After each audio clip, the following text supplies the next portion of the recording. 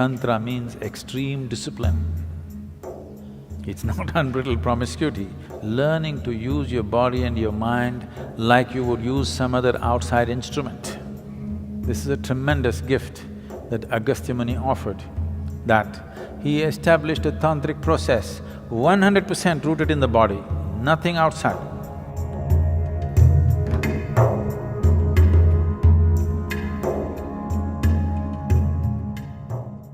When you say Tantra, one has often heard the term tantric, and and there's various kinds of things floating around about it. Can you just shed some light on what essentially, is there something like a dark arts or what? Most of the existence is dark art. Light is only a small happening in this existence, isn't it? Isn't most of the existence dark? Yes. Light is a very small happening, a very limited happening. If light has to come, something has to burn. To have these lights going, something in this planet is burning right now. You must understand this, ecologically aware people. To have all these dots of light, something is burning somewhere.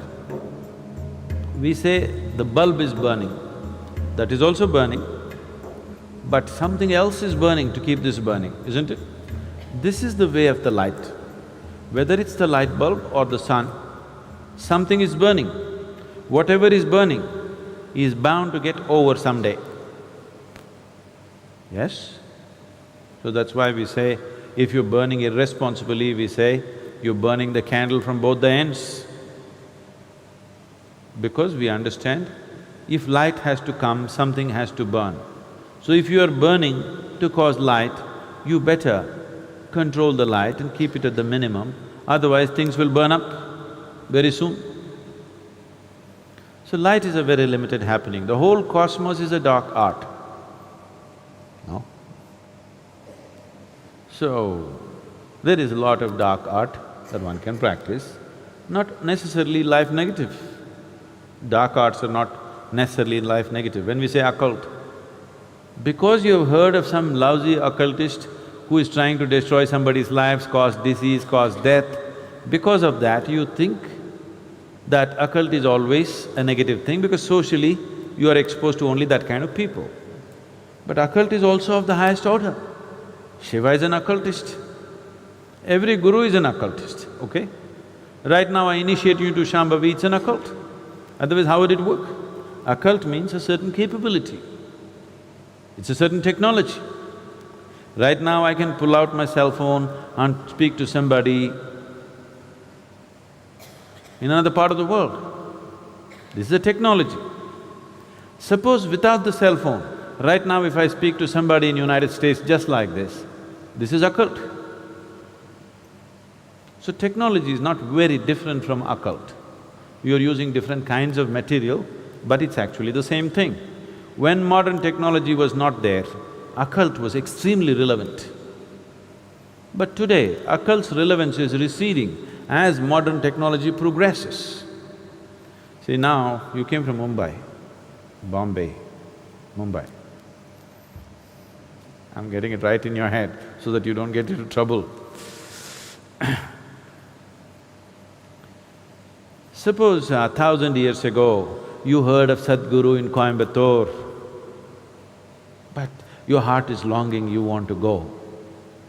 But Mumbai to Coimbatore, walking and coming, not a simple journey. If you venture, you don't know whether you'll again go back to Mumbai or not. You don't know what to expect on the way, you may never make it.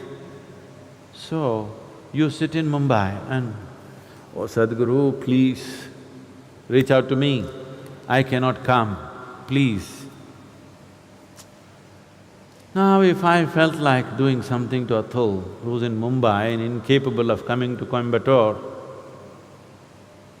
then maybe I want to initiate him into Shambhavi in Mumbai. But Atul's mind runs all over the place. He sits down and he feels something, then he thinks, oh, maybe I'm just imagining nonsense. His wife tells him, you going crazy, man. Somebody that you've not seen is doing something, you shut up and go back to work.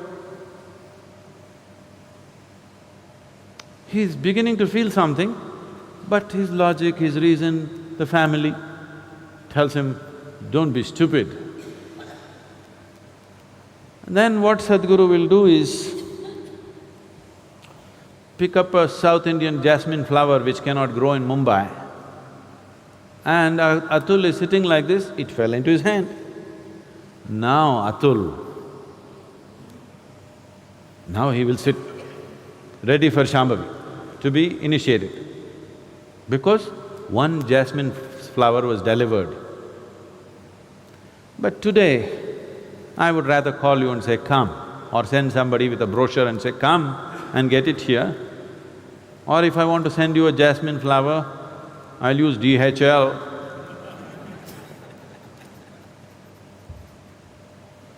So modern technology is making occult obsolete. But I want you to look back 1,000 years ago, just see the immense value of occult. Yes? 1,000 years ago, just imagine you were in Mumbai and I'm still in Coimbatore, you wanted something from me. Imagine the value of occult, isn't it? So, today the value has receded, so all kinds of charlatans are doing all kinds of nonsense. Occult need not necessarily mean negative. Now, the English word occult doesn't clearly specify what is it that they're calling as occult. Recently, someone asked me a question in the Samyama, I think. It seems some guru.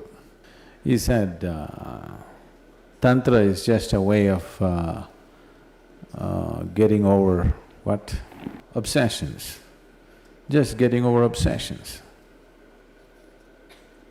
This is nonsense. We need to, unfortunately, today, redefine the word Tantra because it's been distorted by people. First, let's understand this. The word Tantra means a technique or a technology. But because the Tantra that you're hearing of is a rebound from the American coast, you think Tantra means unbridled promiscuity. No, Tantra means extreme discipline. It's not unbridled promiscuity, it's extreme discipline. Learning to use your body and your mind like you would use some other outside instrument. Like how you would use your computer or a screwdriver. Like that, you learn to use your body and your mind. It takes enormous discipline, not promiscuity, not looseness. Tantra is not things, the books they have written largely by Western authors, all kinds of things. No, tantric texts are of extreme discipline, not of any kind of looseness. Because they're talking about the body, and right now the modern societies, if you say body, they're fixated about reproductive organs in the body and nothing else about the body. So if you say body, they're only thinking of a few body parts, they forgot the brain. Because they're only thinking a few body parts, they're thinking about sexuality and nothing beyond that. It is about learning to use the body like a phenomenal mechanism, and it is. If you do not know how to use it, what will you do here? If you do not know how to use your physical self and the energy behind it, what will you do? You will have no impact on anything. So this is Tantra. Tantra means technology, Tantra means a certain capability. There is no guru without a Tantra. If he has no technology, he is not a guru. He can only be a gentle saint who will bless everybody, bless everybody, bless everybody. A blessing has no discretion. Now, if you were a thief,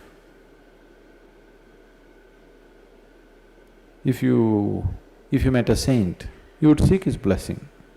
and He will bless you so that you could do your job well today. Because His blessing has no discretion. He cannot be, because that's not in His control. Even the bandit tribes, the Pindaris and people like that, they had their own gods and goddesses, they had their own saints.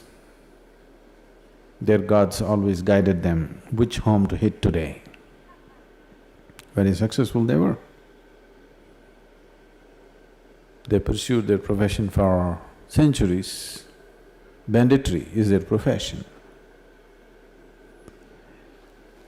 So unless you are just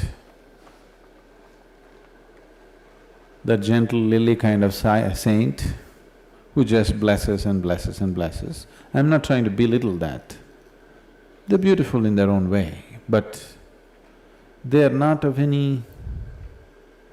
they are not for people who are lusting for enlightenment. They're not for those people. They're only for people who are just seeking small improvements in their life. If you walk into a Home Depot, you can make some improvements to your life, isn't it? Yes or no? You can actually. I see every day on the television people come and say, "Oh, I just bought this bed, my whole life has changed, it's amazing." I didn't know I didn't know some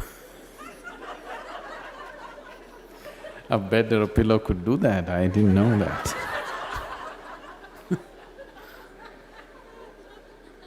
Have you seen this?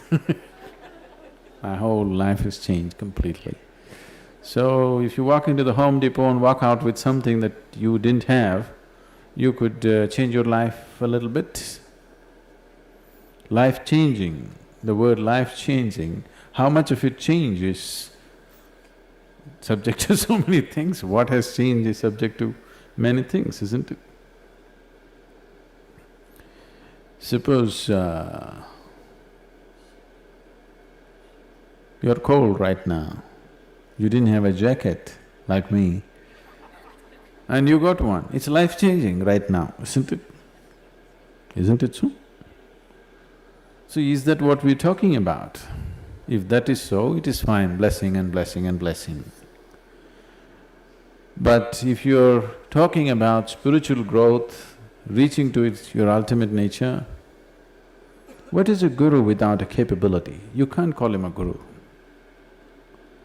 So capability means a certain ability to do things which people cannot do for themselves.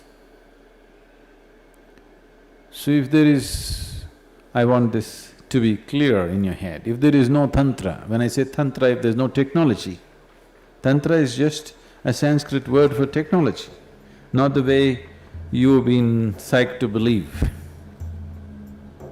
So if there is no Tantra, there is no guru, really.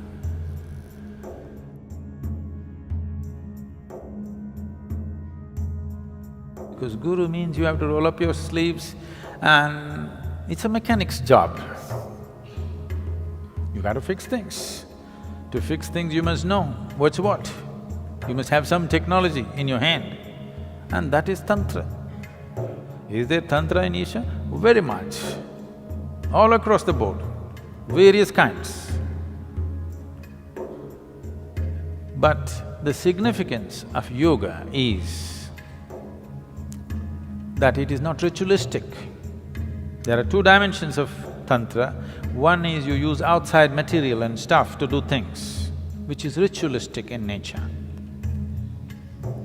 The yogic Tantra is such that you use only your physical body and the energy system. You don't need any other material. So these two loosely have been classified as right-hand path and left-hand path. Left-hand path use outside material, right-hand path does not use any material, just uses the body itself. Largely, this is yogic Tantra, largely just what we do within ourselves. This is a tremendous gift that Agastya Muni offered that he established a tantric process 100% rooted in the body, nothing outside.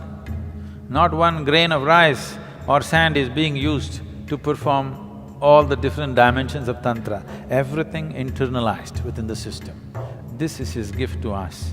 This is one of the greatest things. In terms of human mechanism, this is one of the greatest things that's been ever offered to us from any source. This is his offering.